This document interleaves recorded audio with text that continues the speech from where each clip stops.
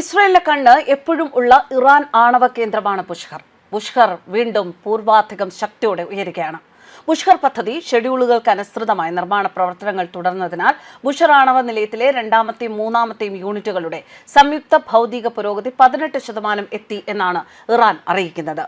Design, engineering, ഉപകരണ നിർമ്മാണം, on site installation എന്നിവ നിലവിൽ സമാന്തരമായി നടക്കുന്നുണ്ട് എന്ന് ശനിയാഴ്ച നിർമ്മാണ സ്ഥലം സന്ദർശിച്ചപ്പോൾ ഇറാനിയൻ ആണവോർജ്ജ സംഘടനയുടെ തലവൻ മുഹമ്മദ് എസ്ലാമി വിലയിരുത്തുന്നു.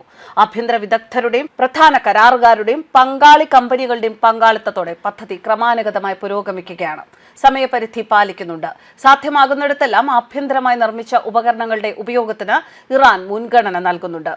ഈ നയം പദ്ധതിക്കുള്ള മെറ്റീരിയലുകളും സേവനങ്ങളും നൽകുന്നതിൽ ഇറാനിയൻ കമ്പനികൾക്കും സ്ഥാപനങ്ങൾക്കും വ്യാപകമായ പങ്കാളിത്തം സാധ്യമാക്കി.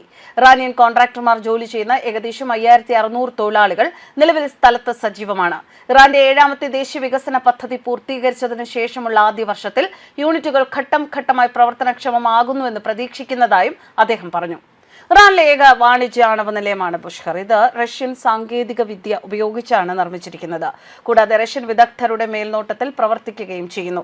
റഷ്യൻ നിർമ്മിത റിയാക്ടറുകൾക്ക് ഉയർന്ന സുരക്ഷാ മാനദണ്ഡങ്ങൾ ഉണ്ട് എന്ന് അവകാശപ്പെടുന്നുണ്ട് എങ്കിലും ഒരു യുദ്ധ സാഹചര്യത്തിൽ ഒരു ആണവ നിലയത്തിന് നേർക്കുണ്ടാകുന്ന ആക്രമണത്തിന്റെ പ്രത്യാഘാതങ്ങൾ പ്രവചനാതീതമാണ്.